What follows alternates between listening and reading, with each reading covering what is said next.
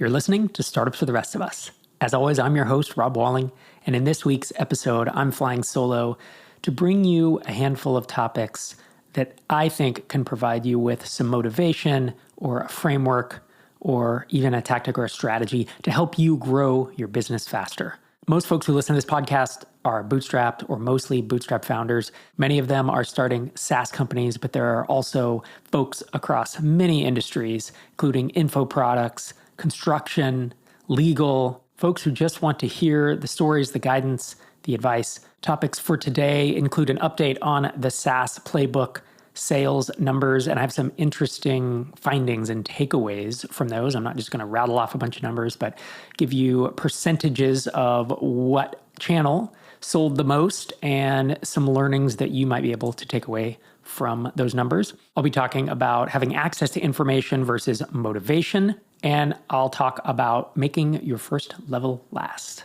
Before I dive into my first topic, I want to encourage you to check out Discretion Capital. So if you're a SaaS founder and you are approaching 7 figures of ARR, recurring revenue, and you at some point have thought about selling your company, you should reach out to Einar, the founder of Discretion Capital. You've heard Einar on this podcast. He is also the co-founder of TinySeed. Discretion Capital is an M&A advisory for B2B SaaS doing between 2 and 25 million ARR, and they get amazing multiples. This is what they do for a living, is handle this process for you. And the reason I said if you're approaching $1 million is usually, even if you're not at 2, you want to start thinking about this 6 to 12 months before you sell. You want to get things in order and just understand what the process might be like. You can talk to Discretion. Einar is not a sales guy. He's not going to push you on stuff. He'll have a conversation. What is your B2B SaaS business worth? If you're getting inbound offers already to buy your business, do you need someone who can help give you some advice on what you can do with those? And of course, finding the best buyer for your SaaS. This is where we talk about how once you're doing 1 or 2 million, you switch from net profit multiples to revenue multiples. And that's what Discretion Capital does. They are the best in the business at what they do. And of course, I wholeheartedly recommend them. DiscretionCapital.com if you want to find out more and schedule a call with Einar.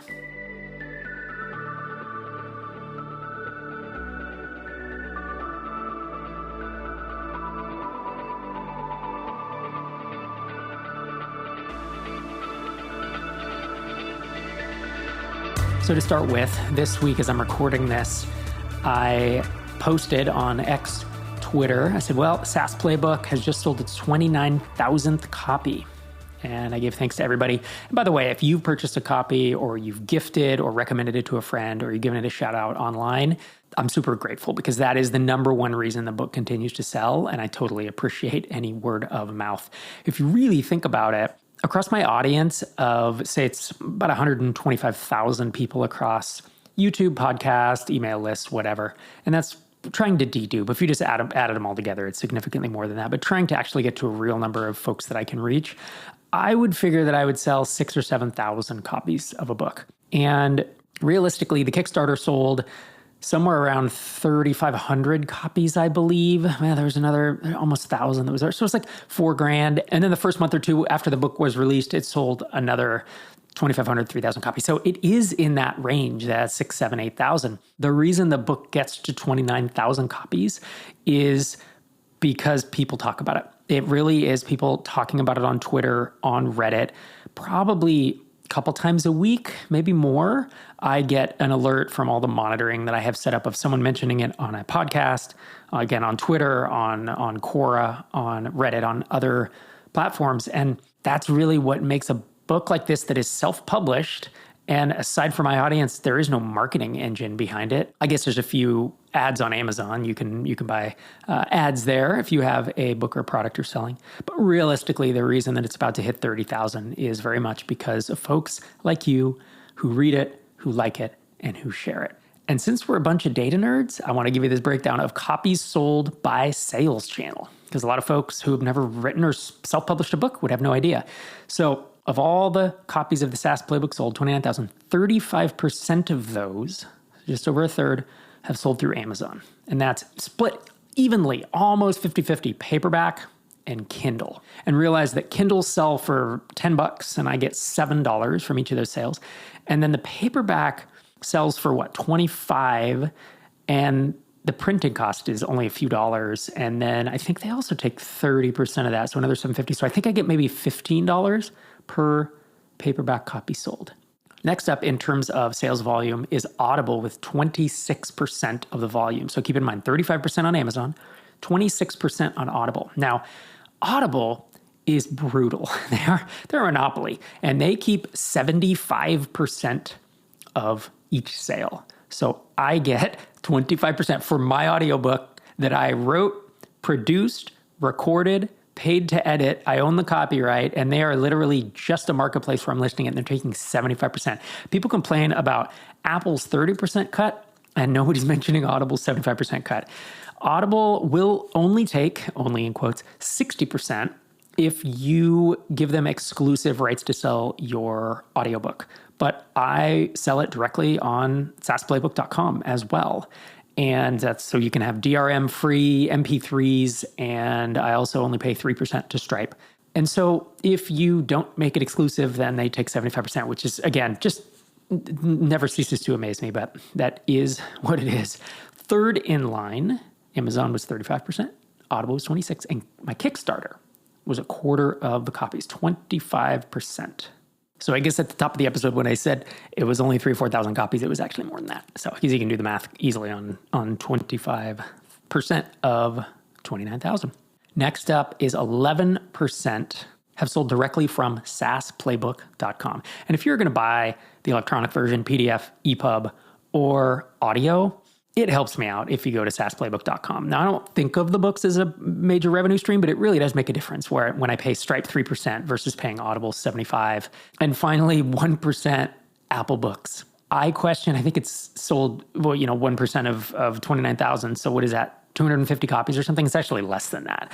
I question if it was even worth the effort to put it up on Apple Books, because it did need some specific conversion that I had to pay a designer to do, and then posting it, managing it. It's just kind of an eye roll. It's kind of interesting how little, I guess Kindle just came in and ate their lunch. I guess that makes sense. So top line sales, as best as I can estimate, because some of these platforms like Audible make it really difficult to understand how much you've actually sold. But top line revenue is just under 400,000. And my best estimate is paid to me as quote unquote royalties or a percentage of the purchase, about 275,000. So again, I haven't thought traditionally of books as being a revenue source, but obviously that's a lot. And that's a year. Yeah, less than a year since it's been out. It won't keep doing that every year, but obviously that is not a trivial amount of money. And finally, the breakdown across formats is 43% audiobook. That's between Audible and selling from SaaSPlaybook.com. So 43% audio, 29% print, that's paperback and hardcover, and then 28%, just below it, almost 50-50, 28% ebook, which is Kindle PDF and EPUB. So yeah, some of the learnings here are, Amazon and Audible, Amazon owns Audible. I mean, they have accounted for 60% of the sales. And obviously some of those are from my audience who bought it once it came out, but realistically, they really have a stranglehold on the book industry. And I understand why now, if I was a publisher, why I would be concerned, because Amazon can throw their weight around and they can delist your book, or they can put the rankings down if they don't like you, or they can pull all types of pricing shenanigans. So, that's one learning. Another learning is that if you are going to write a book, obviously having an audience will sell some copies in the early days. And then what leads to recurring sales where every month you're selling X amount of copies really is having a good book that people want to share. And that's not something that each of us can snap our finger and make it magically happen. But there is certainly something to be learned about, if you're going to do this, make it really good. Like, don't half-ass this. I see people who hire a ghostwriter to write a book that, that they pump at the start, right, for a month or two, and then it just falls off the face of the earth. And I ask myself, why did you do that? It feels like a huge waste of time. I guess it's now a resume builder or something to put on LinkedIn or whatever it is. But if I were in your shoes, I would certainly give it my best effort to build something that, hasn't been written before, and to make it so good that people want to share it. And a little update on my next book. So I know I've talked about the SaaS Launchpad a little bit, which is like the precursor to the SaaS Playbook, and it's early stage ideation, validation, and all that. I'm putting that book on ice. It was 75-80% done, and what we decided to do instead is turn it into a course through MicroConf. So there's going to be a video course coming out called the SaaS Launchpad, and it's everything that I know about coming up with ideas and validating them and pre-validating them and building a launch list and all that stuff. And it's like, 26 videos. It's very intense. We're in the middle of editing those now and should be launching that in the fall. If you're interested in that, be sure to either sign up for microconf.com's email list, or you can obviously go to this podcast website, startupsfortherestofus.com, enter your info there, and you'll get the 5 p.m. framework, which is something I've talked about here, as well as 2 never before released podcast episodes that you can only get by signing up for the Startups for the Rest of Us email list. But I am about to wrap. It's about 2 weeks from when I'm recording this, and we're basically doing I call it a code freeze. It's a manuscript freeze on my next book, which I'm co-authoring with my wife, Dr. Sherry Walling. And it is about the psychology and the mindset of selling your company. And it's thinking through whether you should, the pros and cons. It's dealing with the pressure cooker that is the process of selling your company. So the before, the during, and then the after. I've sold, now what? How do I make sure I don't implode during any of these times? How do I think through the pros and cons of making all these decisions? And how do I come out the other side happy and not someone with $5 or $10 million in the bank who is completely miserable? Obviously, the content comes from my own experience, counseling and advising founders for years through Tiny Seed, through MicroConf, and then Sherry's experience working with hundreds of clients, many of whom have sold or have evaluated selling and have gone through the painful process. And so we have stories and quotes and our own expertise as well. And I hope to be doing some pre-sales for that later this year, maybe November if things work out really well. So stay tuned for more info on that. My next topic for today is a quote that I heard from a running coach. So on Netflix, there is a series called Sprint, and it follows runners who are going to the Olympics. It's 100 and 200 meter runners in the US. And both Sherry and I ran track. We actually met on the track in college. And so I love the sport. We both do. And Sprint is an awesome, it's documentary style, where they are following them as they go through the trials and the tribulations. And, you can lose a race by 200ths of a second or 300ths of a second because your start wasn't as good, and you can be at the top of your game and the former Olympic champion, and you can get third because you just don't perform at the peak all the time. Really good show, highly recommended. Even if you're not into running, it's just one of those things about competing and being exceptional and hard work, luck and skill all coming into play. But one of the most winningest track coaches of all time had this great quote in an episode, and he said, at this level, you don't teach them how to run fast. You teach them how to run fast better. And I like that as a metaphor because really, this coach won't take folks who don't have the raw material and the sheer speed to be able to be world champion, right? Or have the potential to be an Olympic champion. And similarly, imagine if you are evaluating a founder to invest in them, or you're evaluating a potential team member. In a perfect world, you wouldn't have to teach them how to do their job. You just want to teach them maybe how to do their job better, if that makes sense, or have them teach you how they should do their job better at your organization. Because any of us can hire a super junior person. You could hire an intern and train them up, and then you do have to teach them how to run fast. And is that okay? Sure it is.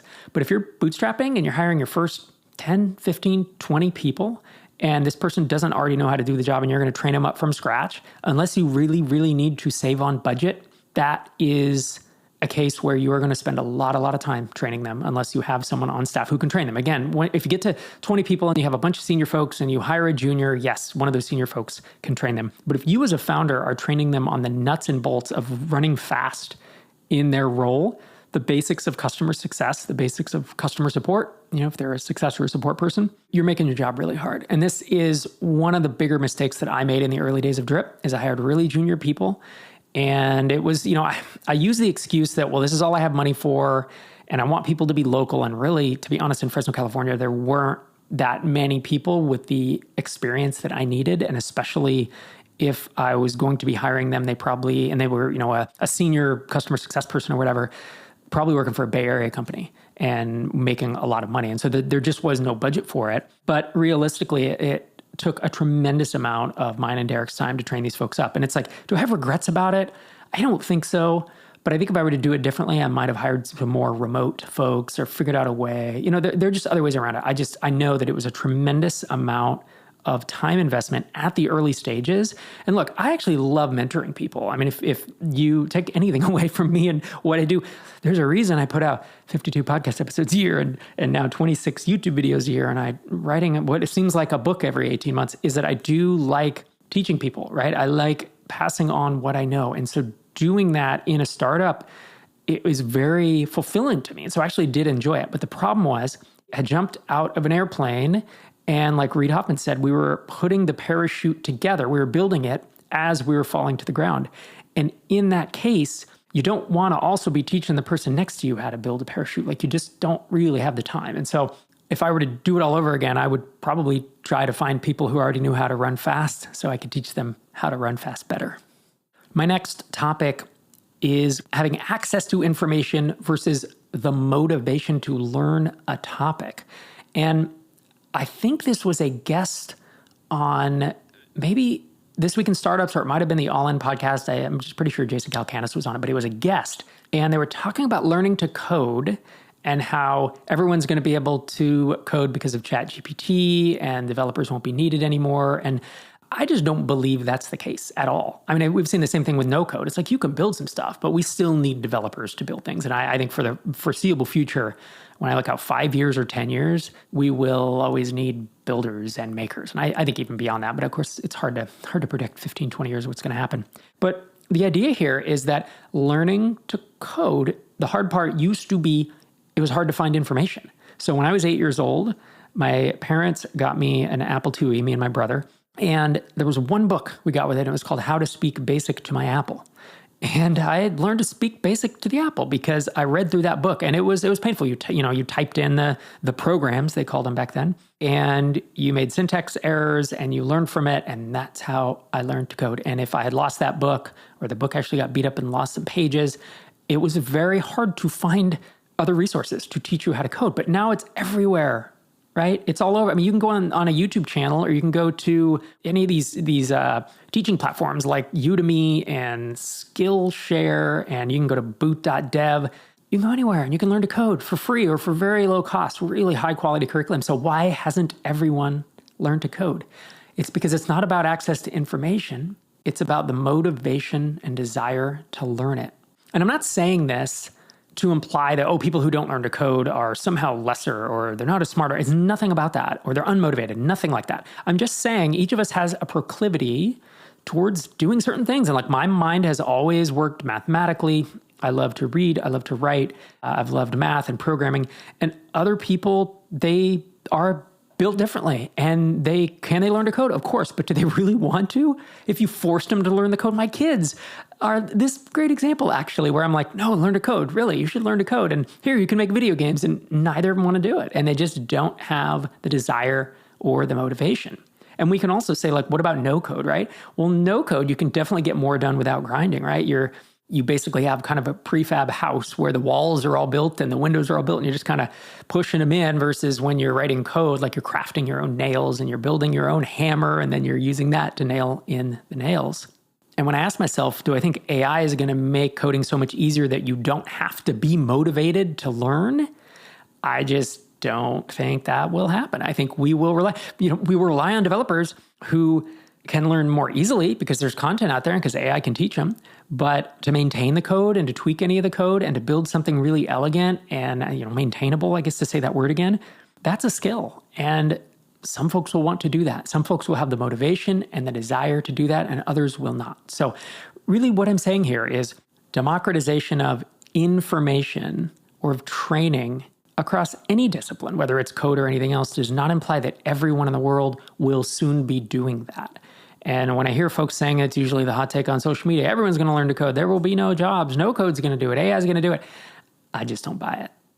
My next topic stems around a quote from John Romero, who is the co-creator of id Software and co-creator of Doom and Quake, and several other games. The best audiobook that you can listen to him, or I guess there's a physical copy of that somewhere, I'm sure, right? There's Dead Tree versions, is called Masters of Doom. And I would highly recommend it. I think it's one of my certainly my top 5 audiobooks of all time, and maybe my top 3. Just an amazing, amazing story. But John Romero also has an autobiography called Doom Guy. And while I like that one less, it's still cool if you want to dive into the lore. But one quote that John Romero said in chapter 27 of Doom Guy is he said, "I always make my first level last." I really like the sentiment of that. Basically, he learns the aesthetic of the game, the feel of the game over time, and it develops. And he wants to put his best foot forward because by the time he's getting towards the end of developing or designing the game, he has that all in his head and he knows what it feels like. He knows what the gestalt is and he can put his best foot forward in that first level instead of, you imagine building it first and it no longer aligning with things middle of the way down the line, or you're kind of rusty, you're getting the creaks out. And you don't want that to be your first level because you want the first level to be a banger.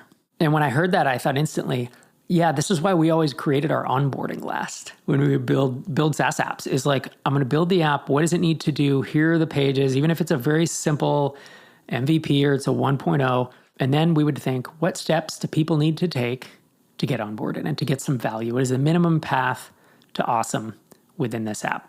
And that's when we would then go back and architect the onboarding. And it's the same sentiment here as we already knew how everything worked. We knew the gestalt of the product, the core of it, and we wanted to put our best foot forward. We had worked out the kinks and we wanted to put a tour, whatever we were building, kind of a walkthrough, a thing that prodded you to keep going and get your JavaScript installed and get your first email built and all that. And it really made sense once we had a full picture in our heads of the entire layout of what people needed to do. Now, the interesting thing is I was trying to equate this to marketing too, of like, write your marketing copy last. Like you build the app, you're going to launch it, write the headline after that.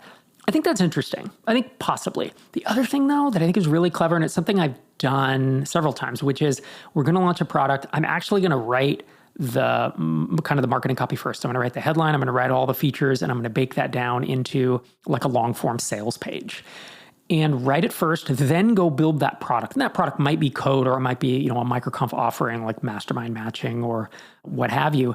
Then usually I will come back and revise that marketing copy. So in essence, am I writing the marketing copy last? Maybe not technically, but I'm definitely using the knowledge as I've worked the kinks out, as I fully understand now the gestalt of the product we're going to launch, and I come back and optimize and refine that marketing and the sales copy. Similar to like even sales language and sales conversations. If you're going to be doing demos, obviously you're going to develop those towards the end of the product development, right? Because you have to learn from that. And of course, there's a lot of iteration that has to happen there as well.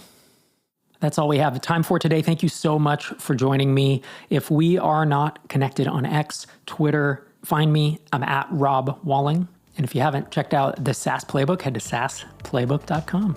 Thanks again for joining me. This is Rob Walling signing off from episode 726.